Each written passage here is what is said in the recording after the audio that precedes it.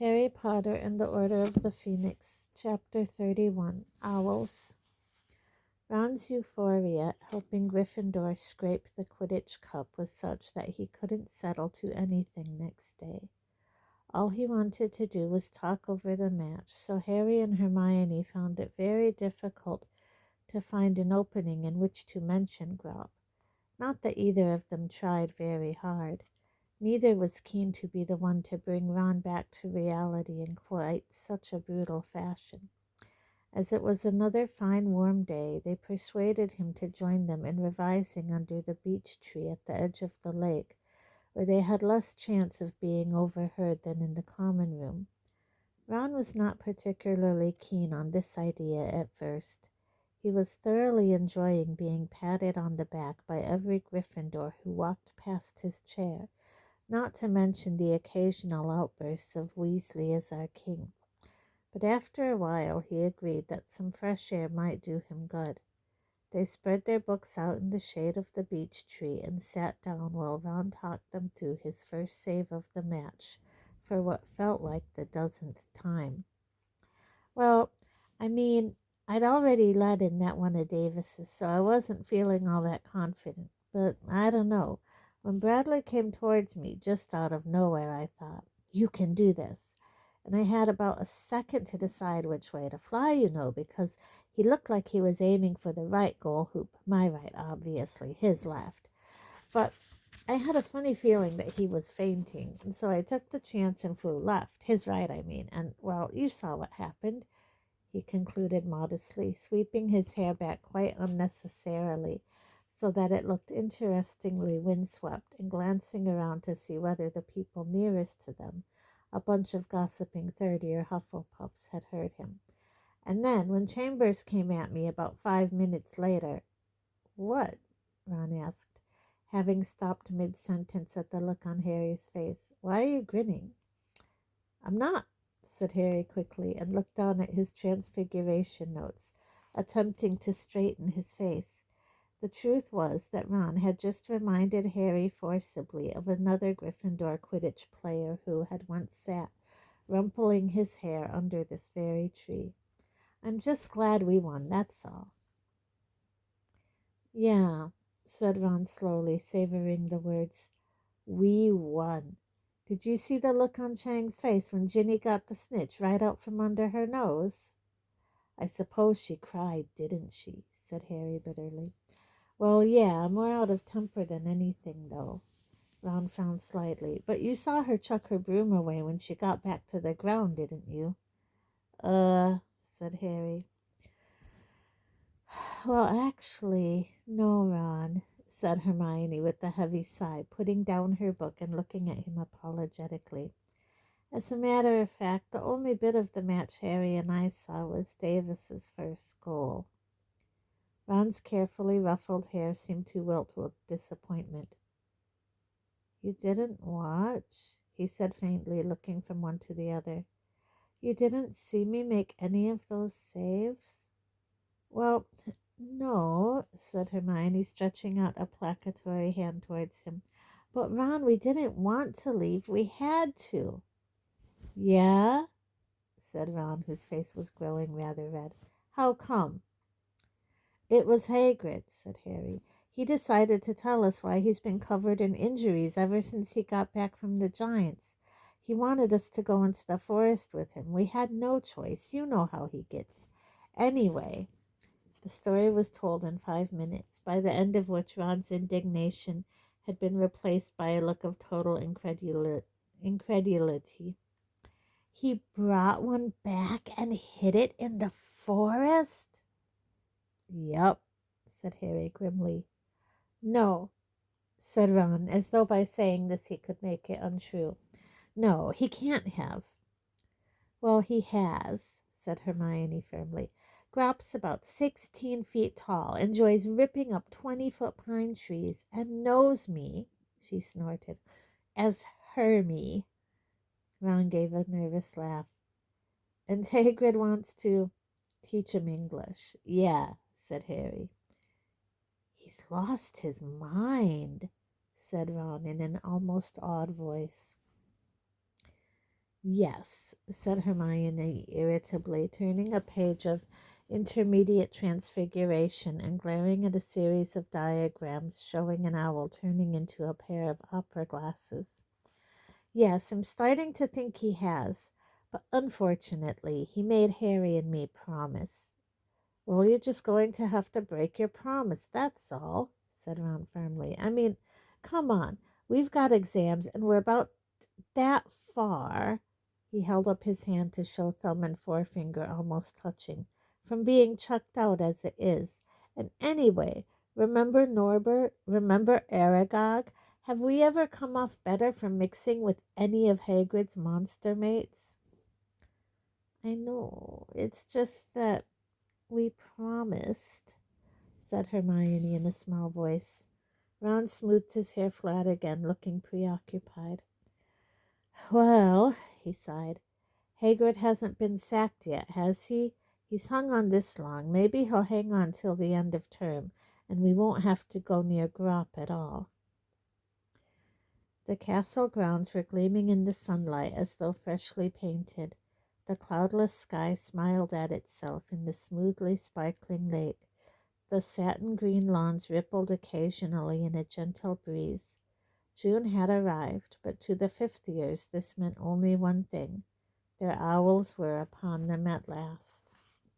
Their teachers were no longer setting them homework. Lessons were devoted to revising those topics the teachers thought most likely to come up in the exams.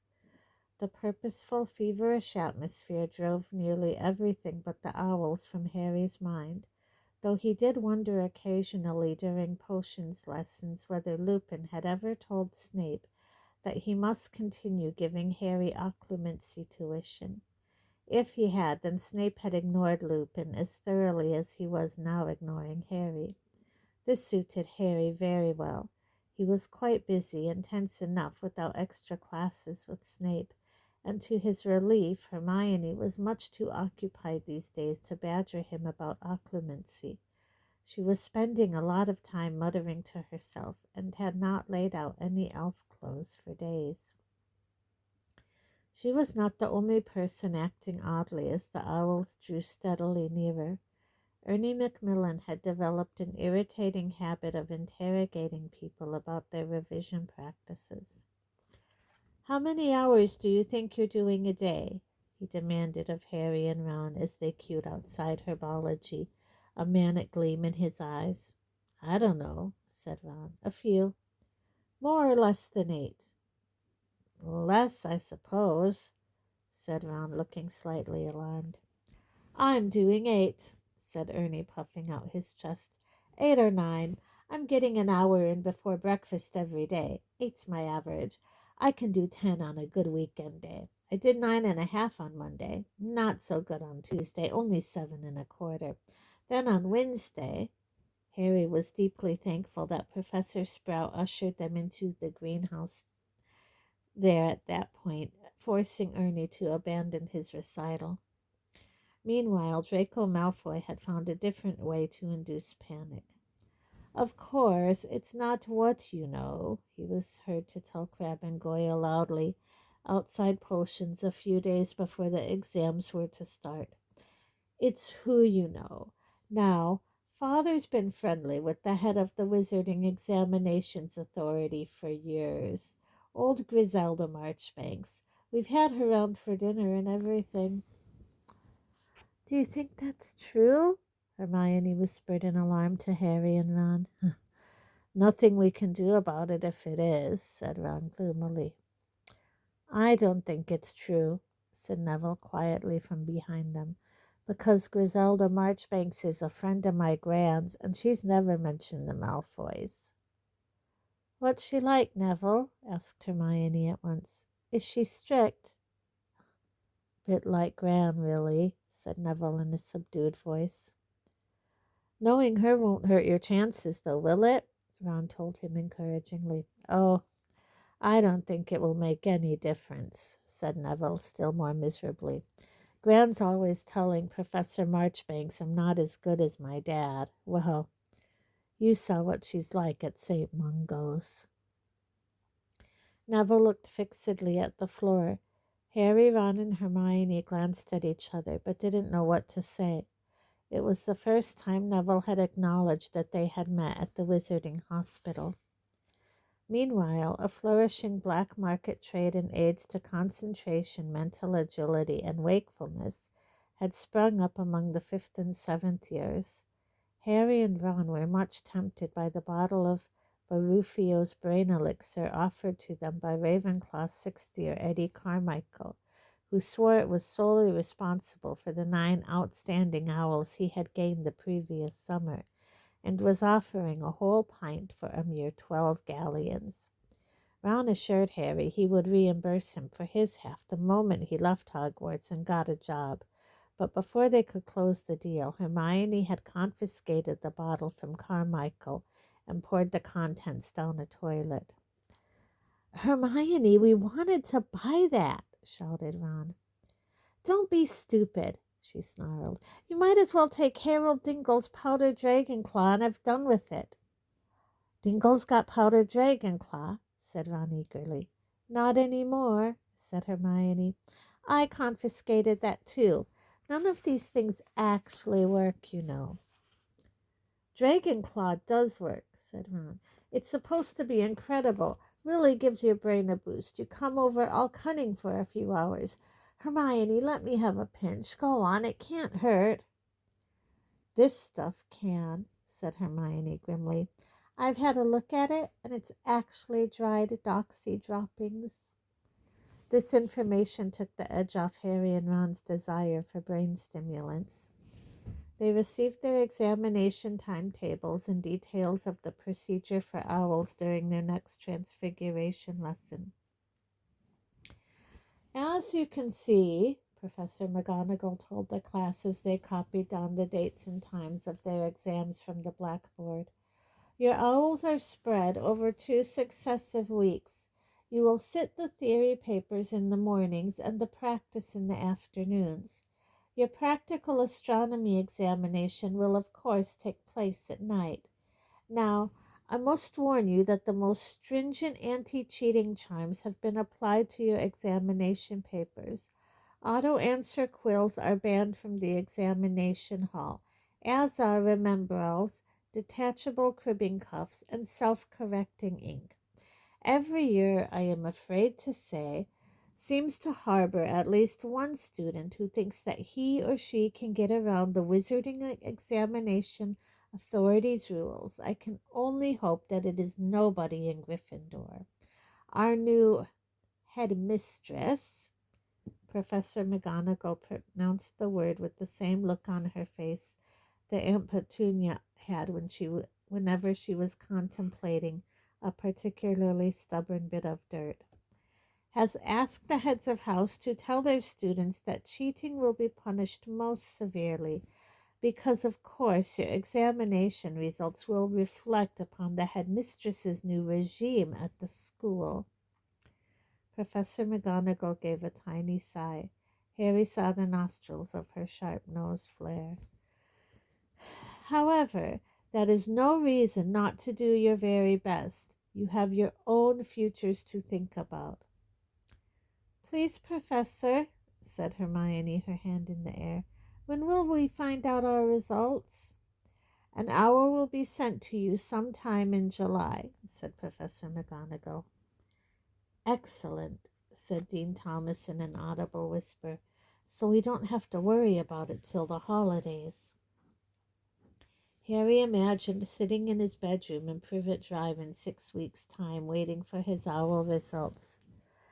Well, he thought, at least he would be sure of one bit of post that summer. Their first examination, Theory of Charms, was scheduled for Monday morning. Harry had agreed to test Hermione after lunch on Sunday, but regretted it almost at once. She was very agitated and kept snatching the book back from him to check that she had got the answer completely right, finally hitting him hard on the nose with the sharp edge of Achievements in Charming. "Why don't you just do it yourself?" he said firmly, handing the book back to her, his eyes watering. Meanwhile, Ron was reading 2 years' worth of Charms notes with his fingers in his ears, his lips moving soundlessly. Seamus Finnegan was lying flat on his back on the floor, reciting the definition of the substantive charm while Dean checked it against the Standard Book of Spells, Grade 5. And Parvati and Lavender, who were practicing basic locomotion charms, were making their pencil cases race each other around the edge of the table. Dinner was a subdued affair that night. Harry and Ron did not talk much, but ate with gusto, having studied hard all day. Hermione, on the other hand, kept putting down her knife and fork and diving under the table for her bag, from which she would seize a book to check some fact or figure. Ron was just telling her that she ought to eat a decent meal or she would not sleep that night, when her fork slid from her limp fingers and landed with a loud tinkle on her plate. "Oh, my goodness," she said faintly, staring into the entrance hall. "Is that them? Is that the examiners?" Harry and Ron whipped around on their bench. Through the doors to the great hall they could see Umbridge standing with a small group of ancient-looking witches and wizards. Umbridge, Harry was pleased to see, looked rather nervous. "Shall we go and have a closer look?" said Ron. Harry and Hermione nodded, and they hastened towards the double doors into the entrance hall, slowing down as they stepped over the threshold to walk sedately past the examiners. Harry thought Professor Marchbanks must be the tiny stooped witch with the face so lined it looked as though it had been draped in cobwebs. Umbridge was speaking to her deferentially. Professor Marchbanks seemed to be a little deaf. She was answering Professor Umbridge very loudly, considering they were only a foot apart. Journey was fine. We've made it plenty of times before," she said impatiently. "Now, I haven't heard from Dumbledore lately," she added, peering around the hall as though hopeful he might suddenly emerge from a broom cupboard. "No idea where he is, I suppose?" "None at all," said Umbridge, shooting a malevolent look at Harry. Ron and Hermione, who were now dawdling around the foot of the stairs as Ron pretended to do up his shoelace. "But I dare say the Ministry of Magic will track him down soon enough." "I doubt it," shouted tiny Professor Marchbanks. "Not if Dumbledore doesn't want to be found. I should know. Examined him personally in Transfiguration and Charms when he did Newts. Did things with the wand I'd never seen before." "Yes, well," said Professor Umbridge as Harry, Ron, and Hermione dragged their feet up the marble staircase as slowly as they dared. "Let me show you to the staff room. I dare say you'd like a cup of tea after your journey." It was an uncomfortable sort of evening. Everyone was trying to do some last-minute revising, but nobody seemed to be getting very far. Harry went to bed early, but then lay awake for what felt like hours. He remembered his careers consultation and McGonagall's furious declaration that she would help him become an Auror if it was the last thing she did. He wished he had expressed a more achievable ambition now that exam time was here. He knew he was not the only one lying awake, but none of the others in the dormitory spoke, and finally, one by one, they fell asleep. None of the fifth years talked very much at breakfast next day either. Parvati was practicing incantations under her breath, while the salt cellar in front of her twitched. Hermione was reading achievements in charming so fast that her eyes appeared blurred, and Neville kept dropping his knife and fork and knocking over the marmalade. Once breakfast was over, the fifth and seventh years milled around in the entrance hall, while the other students went off to lessons. Then, at 9:30, they were called forwards, class by class, to re-enter the great hall, which had been rearranged exactly as Harry had seen it in the Pensieve when his father, Sirius, and Snape had been taking their owls. The 4 house tables had been removed and replaced instead with many tables for one, all facing the staff end table of the hall, where Professor McGonagall stood facing them. When they were all seated and quiet, she said, "You may begin," and turned over an enormous hourglass on the desk beside her, on which there were also spare quills, ink bottles, and rolls of parchment. Harry turned over his paper, his heart thumping hard. 3 rows to his right and 4 seats ahead, Hermione was already scribbling, and lowered his eyes to the first question. A. Give the incantation, and B. Describe the wand movement required to make objects fly. Harry had a fleeting memory of a club soaring high into the air and landing loudly on the thick skull of a troll. Smiling slightly, he bent over the paper and began to write. "Well, it wasn't too bad, was it?"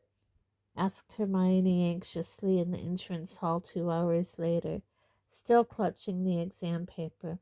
"I'm not sure I did myself justice on cheering chimes. I just ran out of time. Did you put in the counter chime for hiccups? I wasn't sure whether I ought to. It felt like too much. And on question 23, Hermione," said Ron sternly, "we've been through this before. We're not going through every exam afterwards. It's bad enough doing them once." The 5th years ate lunch with the rest of the school. The 4 house tables had reappeared for the lunch hour.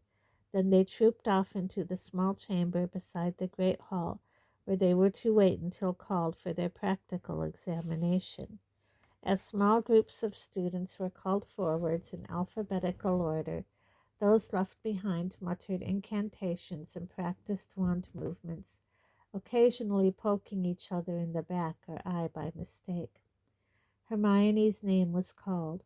Trembling, she left the chamber with Anthony Goldstein, Gregory Goyle, and Daphne Greengrass. Students who had already been tested did not return afterwards, so Harry and Ron had no idea how Hermione had done. "She'll be fine. Remember, she got 112% on one of our chimes tests," said Ron. 10 minutes later, Professor Flitwick called, "Parkinson Pansy, Patil Padma, Patil Parvati, Potter Harry." "Good luck," said Ron quietly. Harry walked into the great hall, clutching his wand so tightly his hand shook. "Professor Tofty is free, Potter," squeaked Professor Flitwick, who was standing just inside the door.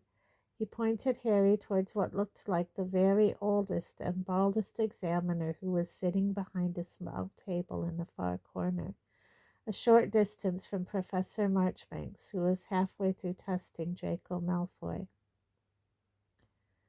"Potter, is it?"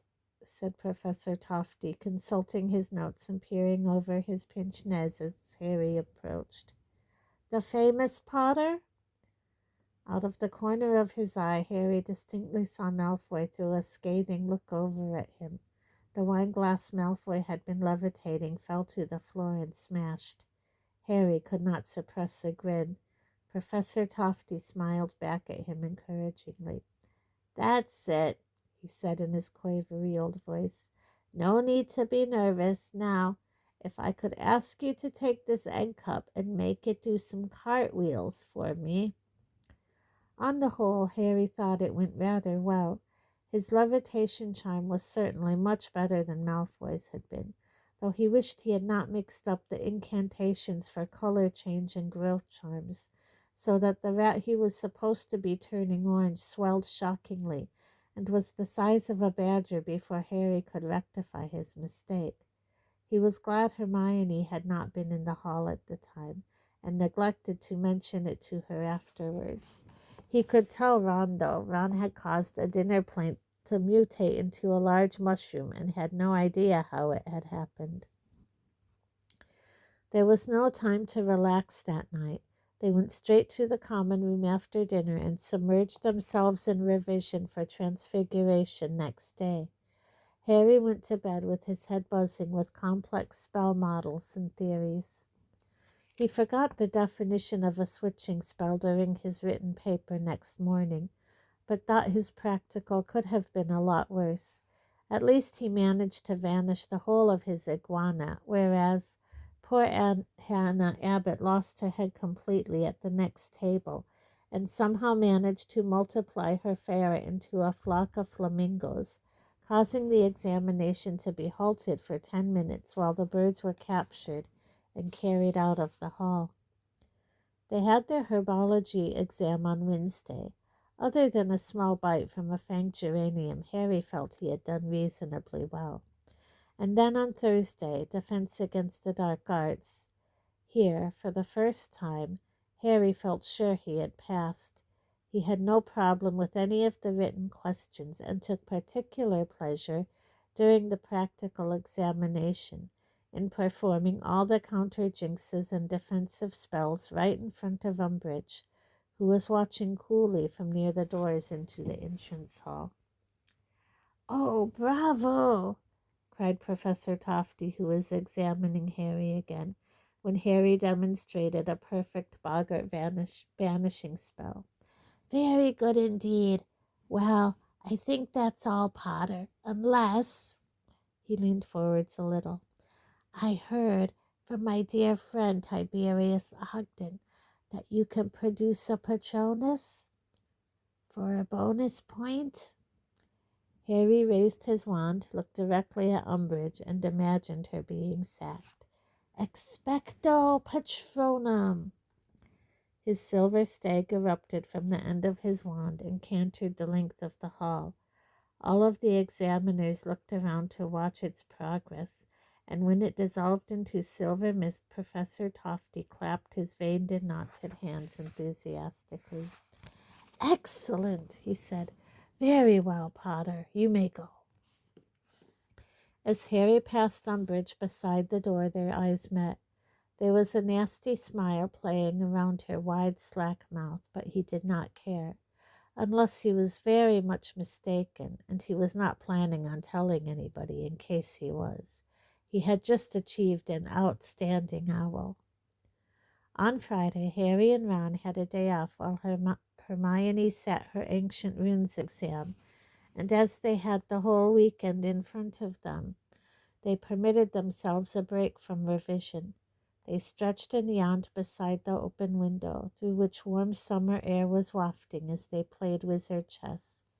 Harry could see Hagrid in the distance, teaching a class on the edge of the forest. He was trying to guess what creatures they were examining. He thought it must be unicorns, because the boys seemed to be standing back a little, when the portrait hole opened and Hermione clambered in, looking thoroughly bad-tempered. "How were the runes?" said Ron, yawning and stretching. "I mistranslated was," said Hermione furiously. "It means partnership, not defense. I mixed it up with he was." "Ah, well," said Ron lazily. "That's only one mistake, isn't it? You'll still get—" "Oh, shut up," said Hermione angrily. "It could be the one mistake that makes the difference between a pass and a fail.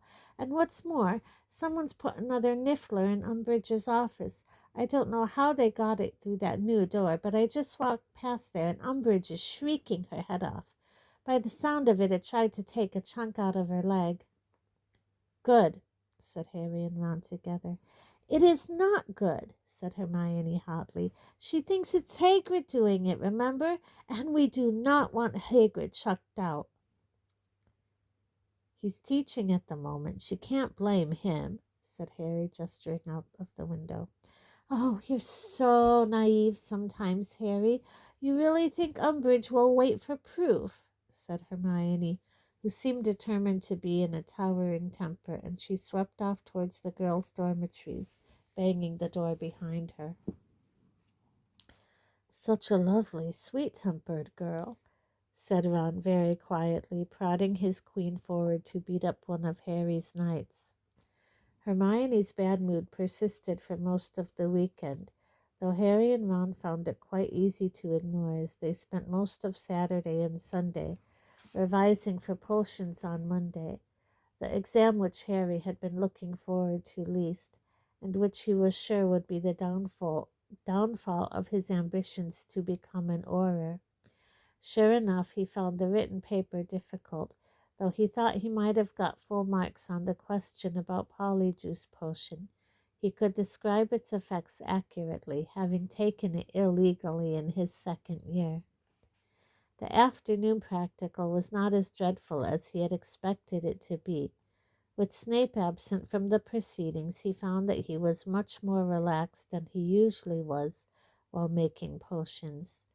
Neville, who was sitting very near Harry, also looked happier than Harry had ever seen him during a potions class.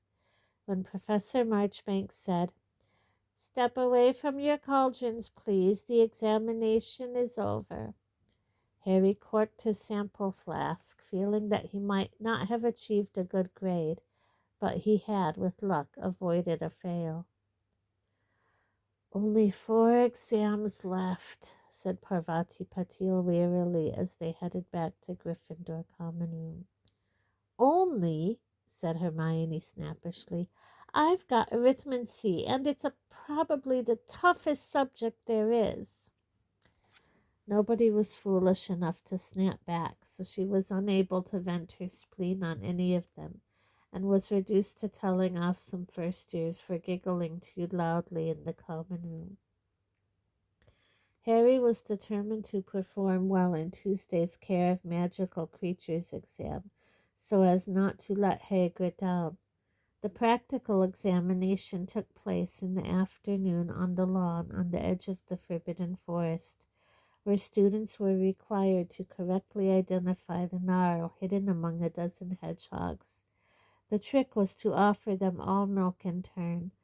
Gnarls, highly suspicious creatures whose quills had many magical properties, generally went berserk at what they saw as an attempt to poison them. Then demonstrate correct handling of a bowtruckle, feed and clean out a fire crab without sustaining serious burns, and choose from a wide selection of food the diet they would give a sick unicorn. Harry could see Hagrid watching anxiously out of his cabin window. When Harry's examiner, a plump little witch this time, smiled at him and told him he could leave, Harry gave Hagrid a fleeting thumbs up before heading back to the castle. The astronomy theory paper on Wednesday morning went well enough. Harry was not convinced he had got the names of all Jupiter's moons right, but was at least confident that none of them was inhabited by mice. They had to wait until evening for their practical astronomy. The afternoon was devoted instead to divination. Even by Harry's low standards of divination, the exam went very badly. He might as well have tried to see moving pictures on the desktop, as in the stubbornly blank crystal ball he lost his head completely during a tea leaf reading, saying it looked to him as though Professor Marchbanks would shortly be meeting a round, dark, soggy stranger, and rounded off the whole fiasco by mixing up the life and headlines on her palm and informing her that she ought to have died the previous Tuesday. "Well, we were always going to fail that one," said Ron gloomily as they ascended the marble staircase.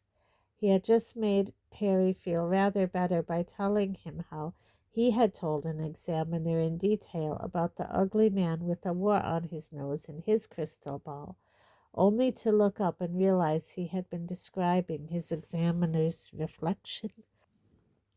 "We shouldn't have taken the stupid subject in the first place," said Harry. "Still, at least we can give it up now." "Yeah," said Harry. "No more pretending we care what happens when Jupiter and Uranus get too friendly. And from now on, I don't care if my tea leaves spell die, Ron, die. I'm just chucking them in the bin where they belong." Harry laughed just as Hermione came running up behind them. He stopped laughing at once, in case it annoyed her. "Well, I think I've done all right in arithmancy," she said, and Harry and Ron both sighed with relief. "Just time for a quick look over our star charts before dinner, then." When they reached the top of the astronomy tower at 11 o'clock, they found a perfect night for stargazing, cloudless and still. The grounds were bathed in silvery moonlight, and there was a slight chill in the air. Each of them set up his or her telescope and, when Professor Marchbanks gave the word, proceeded to fill in the blank star chart they had been given. Professor Marchbanks and Tofty strolled among them, watching as they entered the precise positions of the stars and planets they were observing. All was quiet except for the rustle of parchment, the occasional creak of a telescope as it was adjusted on its stand, and the scribbling of many quills. Half an hour passed, then an hour. The little squares of reflected gold light flickering on the ground below started to vanish as lights in the castle windows were extinguished. As Harry completed the constellation Orion on his chart, however, the front doors of the castle opened directly below the parapet where he was standing, so that light spilled down the stone steps a little way across the lawn. Harry glanced down as he made a slight adjustment to the position of his telescope and saw 5 or 6 elongated shadows moving over the brightly lit grass before the door swung shut and the lawn became a sea of darkness once more. Harry put his eye back to his telescope and refocused it, now examining Venus. He looked down at his chart to enter the planet there, but something distracted him. Pausing with his quill suspended over the parchment, he squinted down into the shadowy grounds and saw 6 figures walking over the lawn. If they had not been moving and the moonlight had not been gilding the tops of their heads, they would have been indistinguishable from the dark ground on which they walked. Even at this distance, Harry had a funny feeling he recognized the walk of the squattest of them, who seemed to be leading the group. He could not think why Umbridge would be taking a stroll outside after midnight, much less accompanied by 5 others. Then somebody coughed behind him, and he remembered that he was halfway through an exam. He had quite forgotten Venus's position. Jamming his eye to his telescope, he found it again, and was once more about to enter it on his chart when, alert for any odd sound, he heard a distant knock which echoed through the deserted grounds, followed immediately by the muffled barking of a large dog. He looked up, his heart hammering. There were lights on in Hagrid's windows, and the people he had observed crossing the lawn were now silhouetted against them. The door opened, and he distinctly saw 6 sharply defined figures walk over the threshold. The door closed again, and there was silence. Harry felt very uneasy. He glanced around to see whether Ron or Hermione had noticed what he had, but Professor Marchbanks came walking behind him at that moment, and not wanting to look as though he was sneaking looks at anyone else's work, Harry hastily bent over his star chart and pretended to be adding notes to it while really peering over the top of the parapet. Harry hastily bent over his star chart and pretended to be adding notes to it while really peering over the top of the parapet towards Hagrid's cabin. Figures were now moving across the cabin windows, temporarily blocking the light. He could feel Professor Marchbanks's eyes on the back of his neck, and pressed his eye again to his telescope, staring up at the moon, though he had marked its position an hour ago.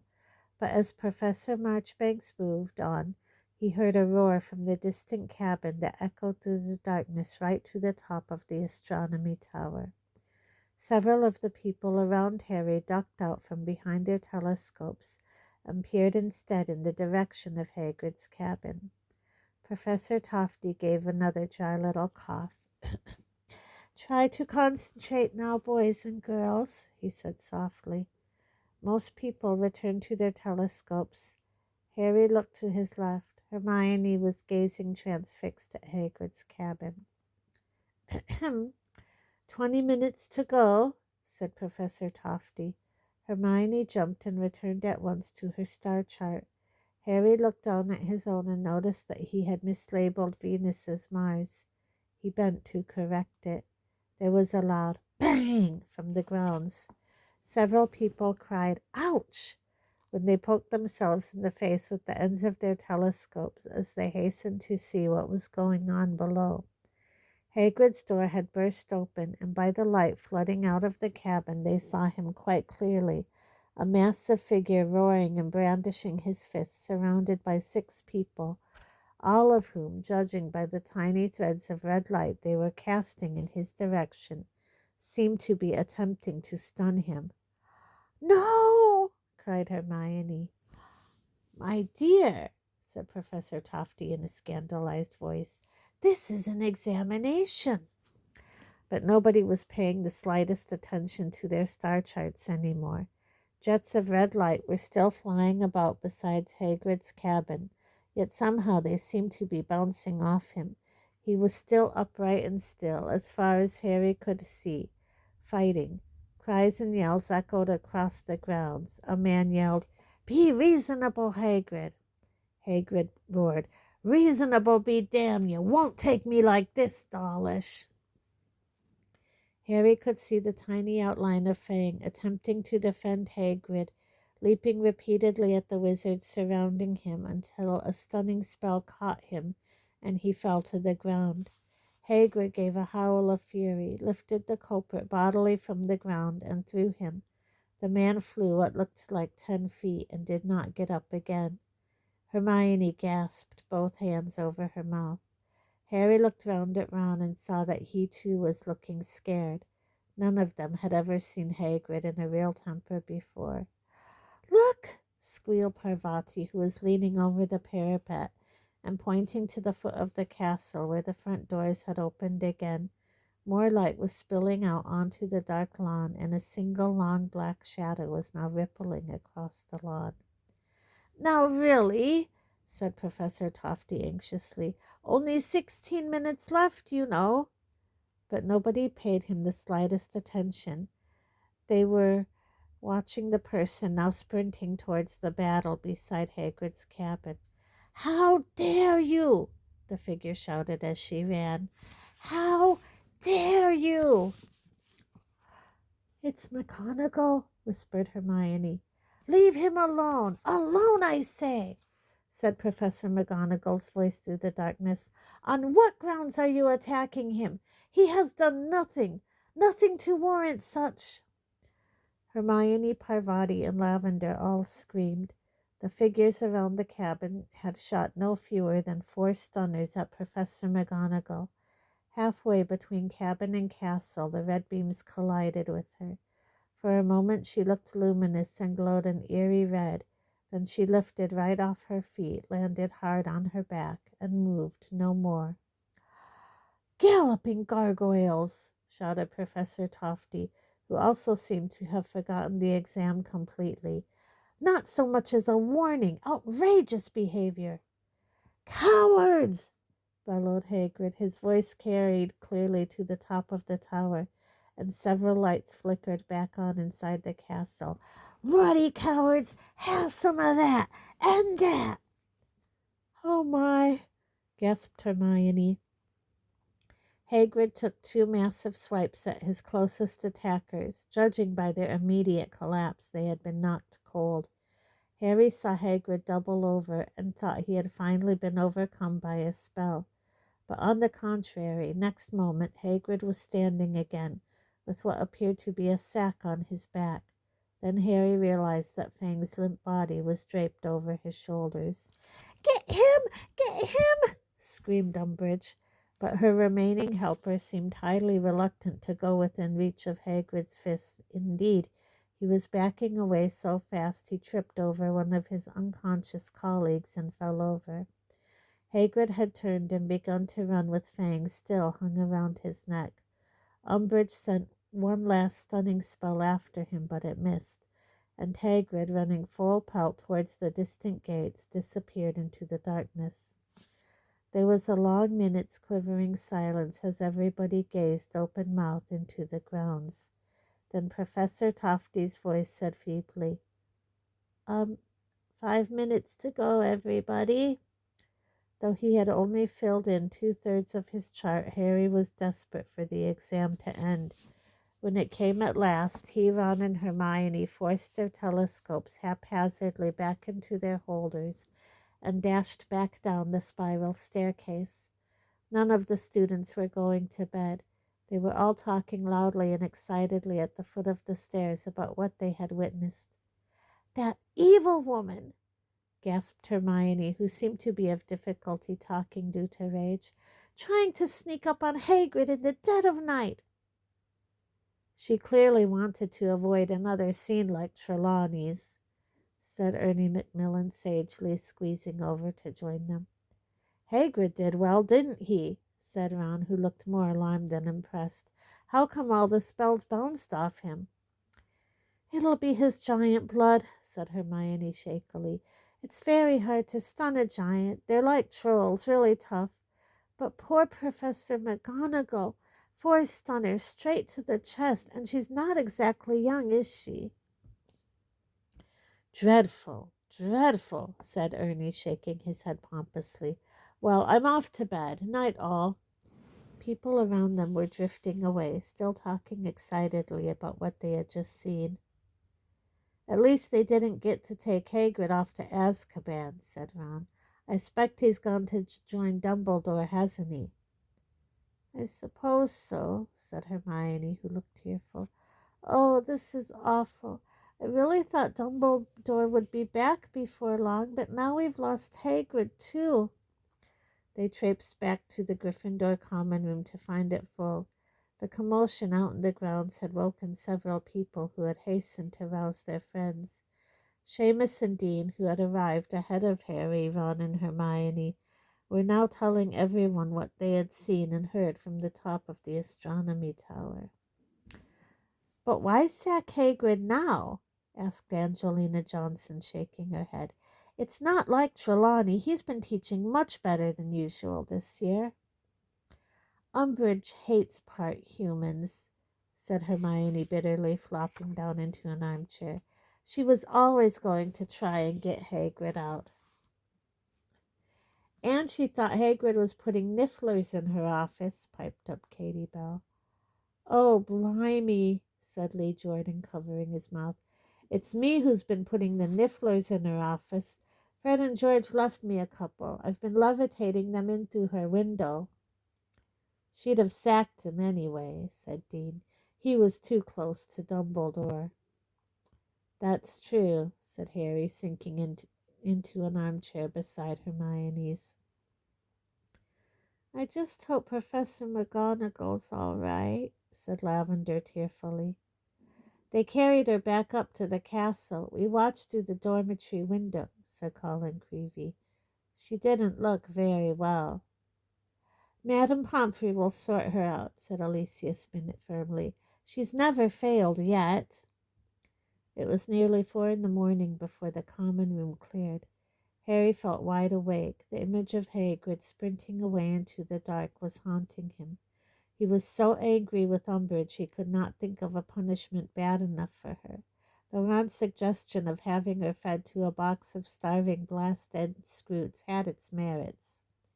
He fell asleep, contemplating hideous revenges, and arose from bed 3 hours later, feeling distinctly unrested. Their final exam, History of Magic, was not to take place until that afternoon. Harry would very much have liked to go back to bed after breakfast, but he had been counting on the morning for a spot of last-minute revision. So instead he sat with his head in his hands by the common room window, trying hard not to doze off as he read through some of the 3.5-feet-high stack of notes that Hermione had lent him.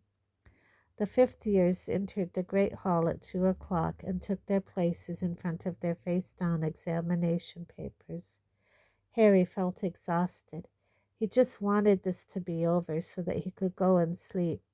Then tomorrow he and Ron were going to go down to the Quidditch pitch. He was going to have a fly on Ron's broom and savor their freedom from revision. "Turn over your papers," said Professor Marchbanks from the front of the hall, flicking over at the giant hourglass. "You may begin." Harry stared fixedly at the first question. It was several seconds before it occurred to him that he had not taken in a word of it. There was a wasp buzzing distractingly against one of the high windows. Slowly, tortuously, he at last began to write an answer. He was finding it very difficult to remember names and kept confusing dates. He simply skipped question 4. In your opinion, did wand legislation contribute to or lead to better control of goblin riots of the 18th century? Thinking that he would go back to it if he had time at the end, he had a stab at question 5. How was the statute of secrecy breached in 1749, and what measures were introduced to prevent a recurrence? But had a nagging suspicion that he had missed several important points. He had a feeling vampires had come into the story somewhere. He looked ahead for a question he could definitely answer, and his eyes alighted upon number 10. Describe the circumstances that led to the formation of the International Confederation of Wizards, and explain why the warlocks of Liechtenstein refused to join. I know this, Harry thought, though his brain felt torpid and slack.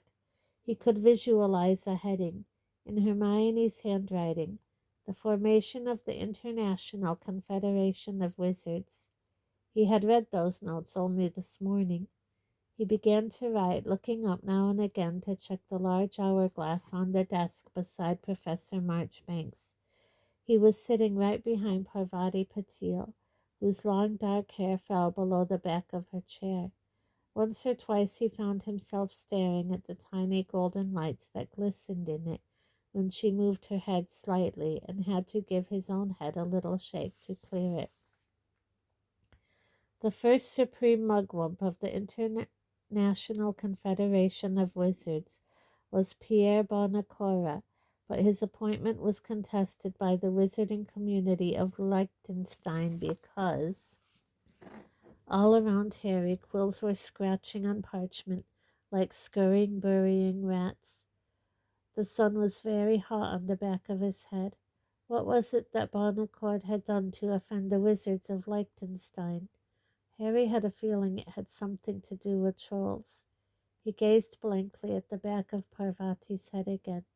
If he could only perform legilimency and open a window in the back of her head and see what it was about trolls that had caused the breach between Pierre Bonaccord and Liechtenstein.